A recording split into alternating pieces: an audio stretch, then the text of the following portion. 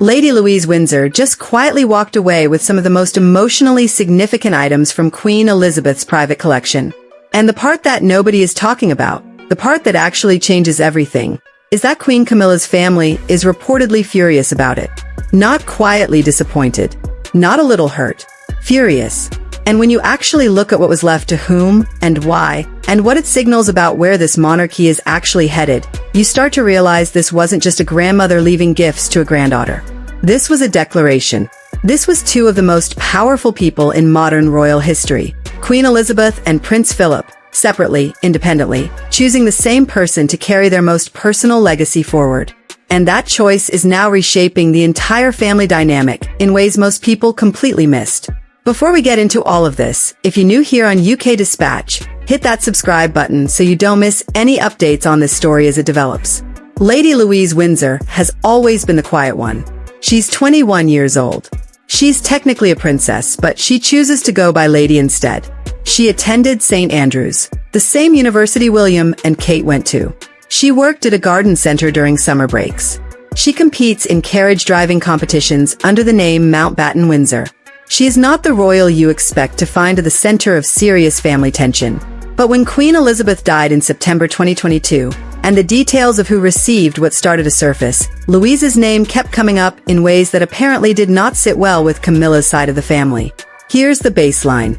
When Queen Elizabeth died, the major assets went where everyone expected. King Charles received Balmoral Castle and its 53,000 acres in Scotland, plus Sandringham House and its 20,000 acres in Norfolk. Together, those properties are worth around £550 million. Those are the monarch's private estates, not crown properties like Buckingham Palace or Windsor Castle, which belong to the nation. Balmoral and Sandringham were bought privately by royal ancestors and passed down through the line. Prince William received Highgrove among other assets. That all makes sense. That's the line of succession doing exactly what it's supposed to do. But Queen Elizabeth also had a vast collection of personal items, jewelry, art, equestrian equipment, family heirlooms, things that aren't part of any official estate, but carry enormous emotional and historical weight. And that's where the quiet transfer happened. Multiple sources have confirmed that Lady Louise received significant items from her grandmother's private collection, particularly pieces connected to the Queen's love of horses and her life at Windsor. These weren't minor trinkets. These were the items Queen Elizabeth kept close, the ones that represented her private life away from the crown. We're talking about pieces that had been in her daily orbit for decades, things she touched and used and loved, not display pieces behind glass in some stateroom. These were the personal effects of a woman who reigned for 70 years, and she chose to leave them to a granddaughter who shared her quiet passions. To understand why this matters so much, and why Camilla's family is reportedly so upset, you have to understand that Lady Louise wasn't just a random grandchild. According to multiple royal insiders, she was Queen Elizabeth's favorite. And not in a subtle, hard-to-read way. In a way that palace staff noticed and openly commented on. A royal insider told The Sun back in 2019 that the Queen had grown particularly close to Louise and that Louise had become her favorite grandchild. Joe Little from Majesty magazine told Hello that Louise was very much treasured by both the Queen and the late Duke of Edinburgh, partly because of her fragile start in life. Louise was born a month early in 2003 after her mother Sophie faced a serious health crisis during delivery. Both Sophie and Louise were in danger, and that made them incredibly precious to the grandparents. There's the story royal journalist Rebecca English shared about a staff member walking in on Queen Elizabeth watching Mr. Tumble, a children's TV show with Louise and her brother James. The Queen of England sitting on a couch watching children's television with her youngest grandchildren. Completely informal. No protocol. Just a grandmother spending time with kids she genuinely adored. That's the kind of relationship they had. She couldn't have that with William and Harry. They were already teenagers when Louise was born. The age gap meant the Queen got to experience a different, more relaxed kind of grandmother relationship with Louise. She got to be present in a way that the demands of the crown had prevented when her own children were young. And certainly during the years when William and Harry were small and the media circus surrounding Diana was at its peak. With Louise, there was space and time and a kind of ordinary closeness the Queen had rarely been able to enjoy. So that's the foundation. A deep, documented, special bond between the Queen and this particular granddaughter. And then Prince Philip died in April 2021, and the pattern started becoming visible. Philip's will was sealed, standard for senior royals, but details still emerged about who received his most personal possessions. His most cherished items didn't go to Charles. They didn't go to William or Harry or any of his 4 children. They went to Lady Louise. Specifically, he left her his dark green 4-wheeled carriage, custom-built to his own specifications, and his 2 felt ponies, Balmoral Nevis and Knottle Storm. You have to understand how much carriage driving meant to Prince Philip. This wasn't a casual hobby. He helped create competitive carriage driving in Britain in the 1970s. He competed internationally into his 80s. This sport was a defining part of his identity. The ponies he left to Louise actually stood inside Windsor Castle during his funeral procession. On the empty seat of his carriage were his cap, his whip, his brown gloves, and a red pot filled with sugar lumps he used to reward the ponies. That image was seen around the world. And those ponies, that carriage, that entire legacy went to a 17-year-old granddaughter who shared his passion, not to his eldest son, not to the heir to the throne, but to the teenager who had spent hours practicing with him, listening to him, learning from him. That decision spoke volumes about where Philip placed his trust and his heart. Louise learned to drive carriages from her grandfather. By her mid-teens, she was competing at the Royal Windsor Horse Show. In September 2024, she placed second in the British National Carriage Driving Championships, competing under the name Mountbatten Windsor. She didn't just inherit the items. She inherited the skill and the commitment. Philip saw that. He chose her. And that choice was not made lightly. Philip was a man who understood legacy, who had spent his entire adult life in service to an institution that measures everything by blood, duty, and continuity. He knew exactly what it meant to leave his most treasured possessions to Louise instead of to Charles or William. He knew the statement it would make. So now you have both grandparents, Queen Elizabeth and Prince Philip, separately, independently choosing Louise as the recipient of their most personal and emotionally significant possessions. That's not a coincidence. That's a pattern. And that pattern is exactly where the tension with Camilla's family starts to make sense. Queen Camilla's children are Tom Parker Bowles and Laura Lopez. They are not royals. They will never be royals. Tom has been open about this himself. He told People magazine, "We are married in. We are not the royal family." He's a food writer. Laura curates art and co-founded a gallery in London. Their children call King Charles UPA and Queen Camilla Gaga, which reflects a real and loving family bond. They're included in gatherings. Tom's son Freddie and Laura's twin sons Gus and Louis served as pages of honor to Camilla at the coronation. They are loved and included, but they are not heirs. They don't receive royal treasures. They don't carry centuries-old traditions forward. They are, as Tom himself put it, married in. And there is a vast, unbridgeable distance between being loved and being legitimate in the eyes of this institution.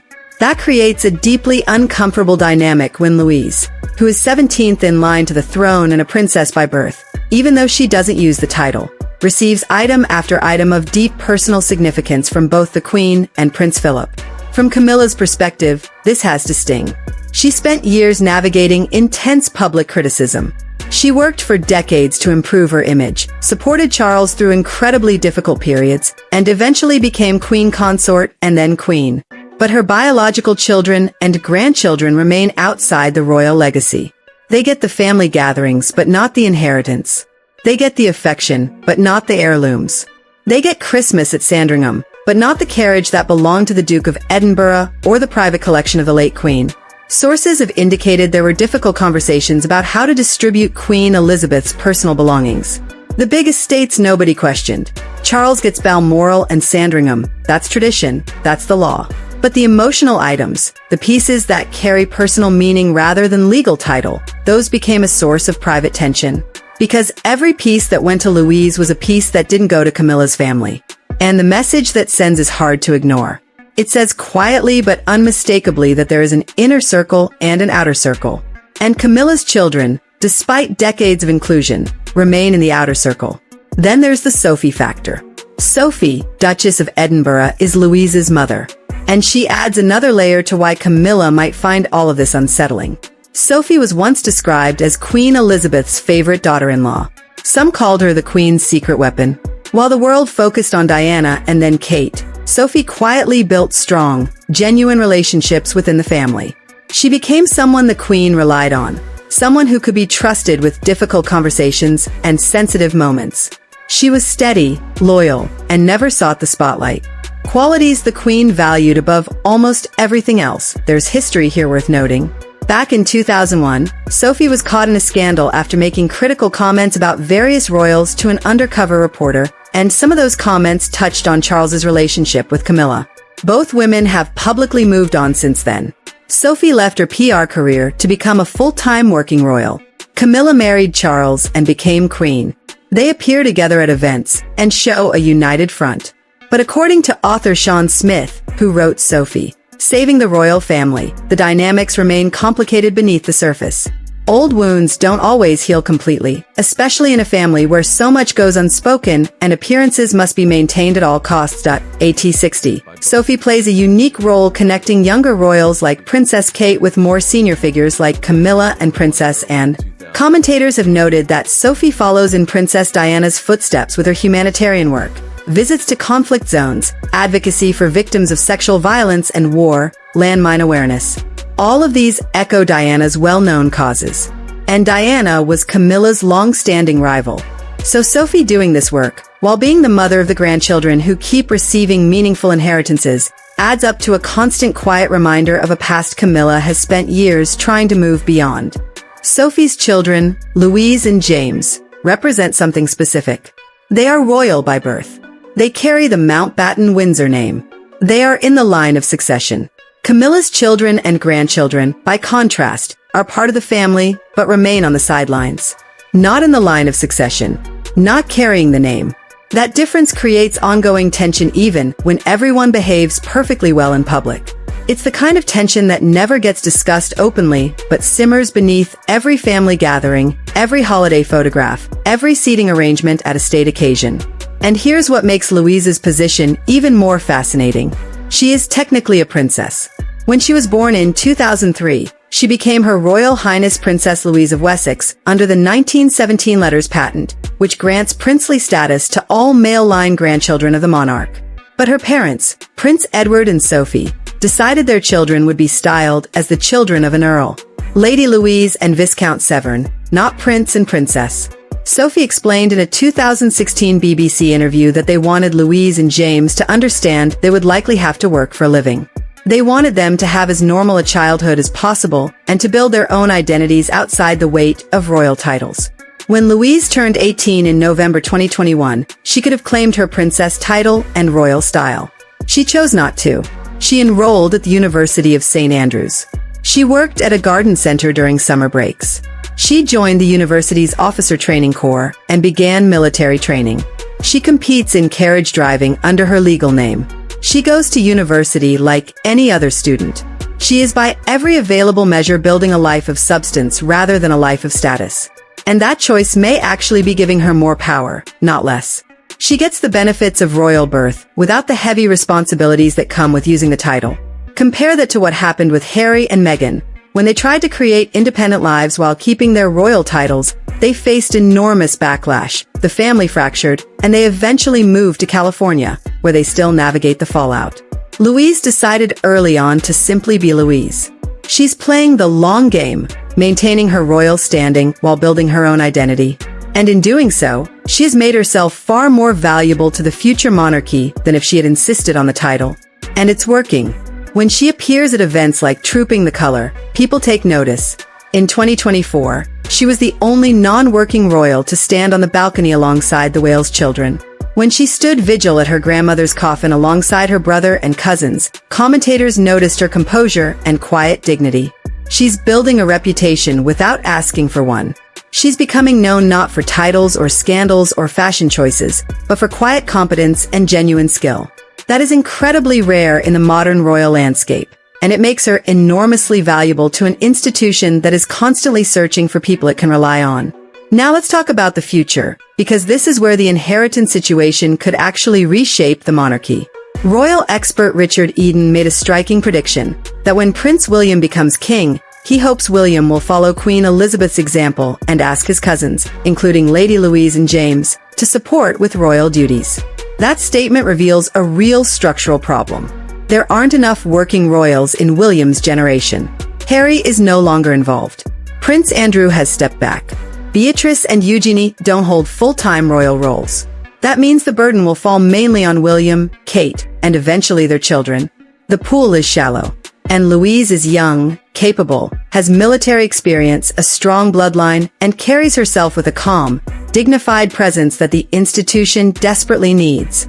At Trooping the Color 2024, she was a prominent part of the military parade, a moment many royal commentators read as a deliberate signal about her future role. She is being positioned carefully and deliberately as a resource the monarchy can draw on when the time comes. So think about what this inheritance actually represents. Louise didn't just receive a carriage and ponies from Philip or equestrian treasures from Elizabeth. She received their approval. By leaving their most personal possessions to Louise, both Philip and Elizabeth showed the world who they trusted, who they believed embodied their values, and who they saw as carrying something important forward. That's not just about objects. That's about legitimacy. It's about being chosen by the two people who define the modern monarchy. And in royal families, inheritance signals far more than money or property. It tells you who is central to the institution and who is on the edges. It tells you who matters in the long story of the family. Louise has inherited that legitimacy. Camilla's children have not. They're included in family photos and holiday gatherings, and they clearly share a loving bond with Charles. But they didn't receive the torch. There was no moment where the Queen or Prince Philip looked at them and said, "This belongs to you now, because you are part of what we are building for the future." That's why the reported fury makes sense. It's not about jealousy over a carriage or some horse equipment. It's about seeing the bigger picture. The royal family is planning for its future. And that future includes Lady Louise in a way that it simply does not include Tom Parker Bowles, Laura Lopez, or their children. The quiet young woman who chose not to use her title is being positioned as a potential working royal, a cornerstone of William's slimmed-down monarchy. And the personal items from both grandparents are the visible, tangible proof of that positioning. They are the evidence of a choice that was made long before the public started paying attention. As King Charles navigates ongoing health challenges and the monarchy prepares for its next transition, Louise's role will only grow more important. She has been trained in discretion. She has proven she can handle public attention without seeking it. She has the bloodline, the skills, and now the symbolic inheritance that places her firmly at the center of this family's future. Camilla's family, for all the inclusion and affection they receive, don't have any of that. They are loved, but they are not legitimate in the institutional sense. And that distinction, which might have seemed abstract a decade ago, is now being made concrete through who received what from the Queen's private collection. Every item that went to Louise is a quiet but unmistakable signal. A signal about blood, about legacy, about who this institution is choosing to carry it forward. The public sees the weddings and the funerals and the balcony appearances. But the real decisions about who matters happen quietly, through wills and private gifts, and who gets invited into which room at which estate. Lady Louise has been moving through those rooms for years. Quietly. Without demanding attention. Without claiming titles she was entitled to. Just being present, being capable, and building genuine connections with her grandparents. And now that approach, whether it was a deliberate strategy or simply who she is, has resulted in her holding pieces of both Prince Philip's legacy and Queen Elizabeth's private world. That's not luck. That's the outcome of being the grandchild who showed up, shared their passions, and never made everything about status. She put in the time. She learned the skills. She built the relationships. And the inheritance is simply the public confirmation of what the family already knew. Camilla's family, through no fault of their own, cannot compete with that. They weren't born into this. They married in. And the monarchy, for all its modernization, still draws a clear line between blood and marriage when it comes to legacy. Tom Parker Bowles seems to understand this and has made peace with it publicly. But the reported frustration behind palace doors suggests not everyone on that side of the family feels the same way. And honestly, it's hard to blame them. Watching a 21-year-old receive heirlooms that carry centuries of meaning, while your own children, who call the king UPA, who served as pages of honor at the coronation, receive nothing of equivalent weight. That has to hurt. It has to feel like a quiet rejection, even if it was never intended as one. But it also reveals exactly where this institution is headed. And that direction points clearly, quietly, and unmistakably toward Lady Louise Windsor. She is the future the monarchy is preparing for. And the inheritance is the proof.